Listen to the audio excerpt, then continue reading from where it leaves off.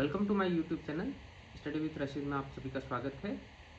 आज से हम भारतीय संविधान की एक सीरीज प्रारंभ करने जा रहे हैं, जिसमें हम एक एक अनुच्छेद को बहुत ही बेहतरीन तरीके से जानने का प्रयास करेंगे।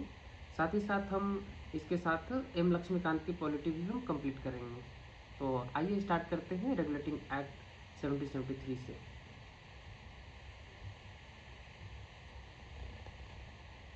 तो जो ब्रिटिश ईस्ट इंडिया कंपनी जो भारत में आई थी व्यापार के लिए, तो धीरे धीरे ये कंपनी यहाँ पे अपने प्रशासनिक हस्तक्षेप करना प्रारंभ कर दिया था और इस कंपनी में बहुत सारे भ्रष्टाचार फैलने लगे थे।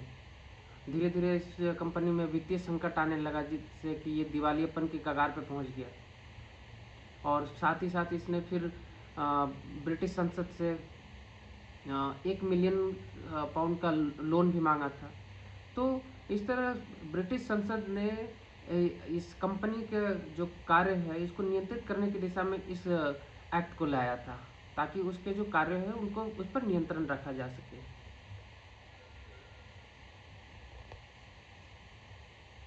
तो सबसे पहले जानते हैं रेगुलेटिंग एक्ट आने से पहले इसके पृष्ठभूमि क्या रही, आखिर क्यों इसकी ज़रूरत पड़ी थी।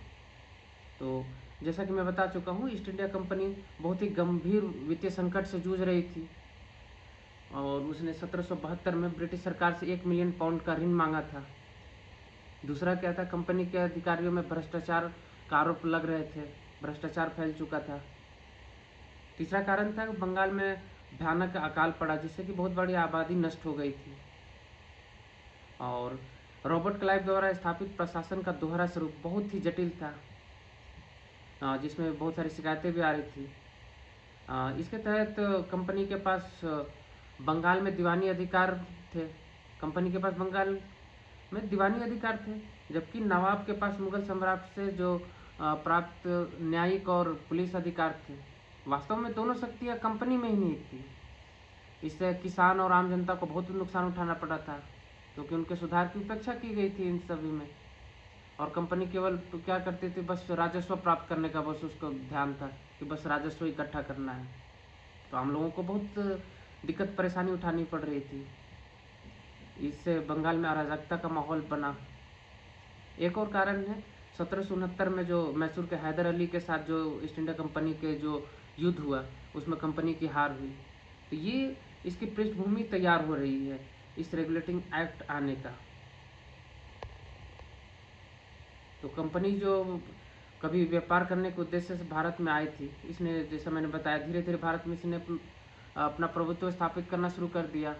और 1772 में इसने बंगाल, बिहार और उड़ीसा में दीवानी अधिकार प्राप्त कर लिया। और उसके बाद इसने क्या किया, प्रशासनिक सत्ता पर नियंत्रण स्थापित करना शुरू कर दिया। जब ये 1764 में बक्सर की लड़ाई जब लड़ी थी इसने, उसमें इसकी जीत हासिल हुई। उसके बाद 1772 में इसने बंगाल, बिहार और उड़ीसा में दीवानी अधिकार प्राप्त कर लिया। और जब ये दीवानी अधिकार प्राप्त किया, तो जो अभी तक व्यापारिक कार्यों में संलिप्त थी, वो प्रशासनिक चीज़ों में भी अपना नियंत्रण स्थापित करना शुरू कर दिया, हस्तक्षेप करना शुरू कर दिया। तो इस तरह से हम देखते हैं कि व्यापार के साथ साथ ये क्या कर रही है, प्रशासन और न्याय व्यवस्था में भी ये नियंत्रण स्थापित करने जा रही है, जिसके कारण ब्रिटिश सरकार जो है कंपनी के विस्तार से चिंतित थी। इसलिए ब्रिटिश सरकार ने इस कंपनी के जो क्रियाकलाप है, जो इनके काम थे, इसको नियंत्रित करने के लिए और साथ ही जो इसने ऋण मांगा था उसको देने से पहले इस पर एक जांच करना चाहती थी। इसलिए इसने 2 समिति बनाई, एक प्रवर समिति और दूसरी की गुप्त समिति। और इन समितियों का काम देखते हैं। तो इन समितियों का काम क्या था, ईस्ट इंडिया कंपनी का जो बंगाल प्रांत से संबंध थी उसकी कार्यों की जांच पड़ताल करना था और इस जांच पड़ताल करके इसका रिपोर्ट ब्रिटिश संसद को देना था।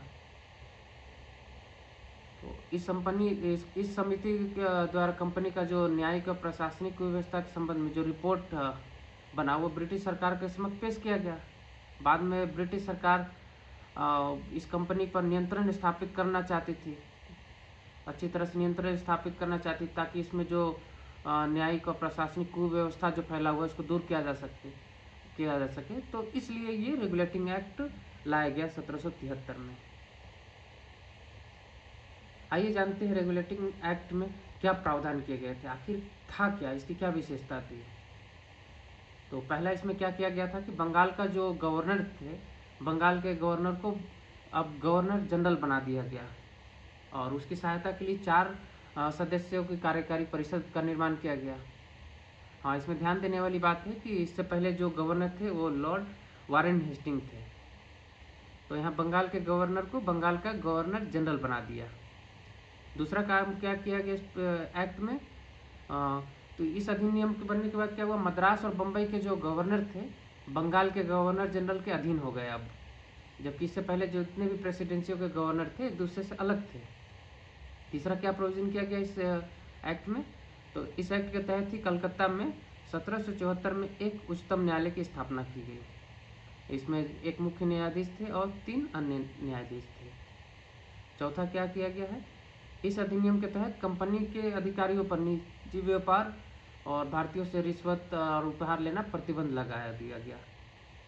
जैसे कि भ्रष्टाचार इसी के कारण फैल रहा था, तो इन लोगों के ऊपर जो कंपनी के काम करने वाले थे, अधिकारी थे, उन पर निजी व्यापार करना और या भारतीयों से उपहार लेना या फिर किसी तरह रिश्वत लेना, इस पर पूरी तरह से प्रतिबंध लगा दिया गया। अब ब्रिटिश सरकार का कोर्ट ऑफ डायरेक्टर जो कंपनी की जो गवर्निंग बॉडी थी, उसके जरिए से कंपनी पर नियंत्रण मजबूत हो गया। अब कंपनी को क्या करना था कि जो भी वहाँ के राजस्व हो या फिर नागरिक हो या सैन्य मामलों, उसकी जानकारी ब्रिटिश सरकार को देना अनिवार्य हो गया। तो ये रेगुलेटिंग एक्ट के प्रावधान थे कि बंगाल के गवर्नर को बंगाल का गवर्नर जनरल बना दिया। दूसरा है, अब बनने के बाद मद्रास और बम्बई के जो गवर्नर थे और बंगाल के गवर्नर जनरल के अधीन हो गए। तीसरा क्या हुआ, 1774 में कलकत्ता में उच्चतम न्यायालय की स्थापना की गई। चौथा क्या किया गया कि कंपनी के जो अधिकारी थे उन पर निजी व्यापार और भारतीयों से रिश्वत लेना, उपहार लेना, ये प्रतिबंध लगा दिया। और कोर्ट ऑफ डायरेक्टर जो बनाया था ब्रिटिश सरकार ने, उसके जरिए इस कंपनी पर नियंत्रण हो गया और कंपनी को वहाँ पे जो भी राजस्व, नागरिक और सैन्य मामले थे उसकी जानकारी ब्रिटिश सरकार को देना अनिवार्य कर दिया गया। हाँ, अब ये रेगुलेटिंग एक्ट का प्रावधान जो भी किए गए उसमें भी कुछ त्रुटियां थी, देखते हैं। पहला इसमें कमी क्या थी कि जो गवर्नर जनरल था उसके पास कोई वीटो शक्ति नहीं थी। इस पर विस्तार से बात करेंगे जब हम 1786 के एक्ट के बारे में पढ़ेंगे, तो इस पर वीटो शक्ति के बारे में बात करेंगे। फिलहाल 1773 का जो रेगुलेटिंग एक्ट था उसमें गवर्नर जनरल के पास कोई वीटो शक्ति नहीं थी। इसने उन भारतीय आबादी की चिंताओं का समाधान नहीं किया जो कंपनी को राजस्व दे रहे थे। तो जो कंपनी में जो कर्मचारी थे, जो भी कार्य करने वाले थे, उनको भारतीयों से ही जो वसूली होती थी उनसे ही राजस्व दिया जाता था। उसके बाद इस कंपनी के अधिकारियों के बीच भ्रष्टाचार नहीं रुका। कोशिश किया गया कि प्रतिबंध लगा के इन भ्रष्टाचार को कम किया जाएगा, लेकिन इससे कोई खास फायदा हुआ नहीं। सर्वोच्च न्यायालय की जो शक्तियाँ थी उसको अच्छी तरह से परिभाषित नहीं किया गया कि न्यायालय के अंतर्गत कौन इसके अधीन होंगे, इसके अंतर्गत कौन कौन रहेंगे, ये चीज़ें पूरी तरह अच्छी तरह से परिभाषित नहीं किया गया, जो कि बाद में हम जो एक्ट ऑफ सेटलमेंट अभी 1781 में देखेंगे, सब सुधार किया जाएगा, उसमें हम मिलेगी।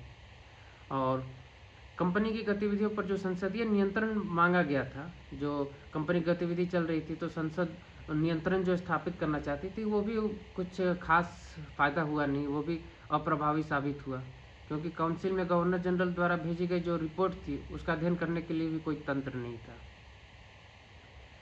कुछ खास बात और जान लेते हैं।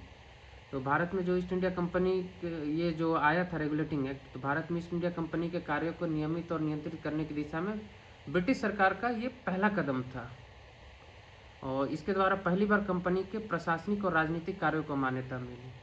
कंपनी व्यापार करने जरूर आई थी, बाद में प्रशासनिक और ये सब हस्तक्षेप करना शुरू कर दिया, लेकिन मान्यता उसे ये जब रेगुलेटिंग एक्ट 1773 आई तो उसके प्रशासनिक और राजनीतिक कार्यों को भी मान्यता मिली।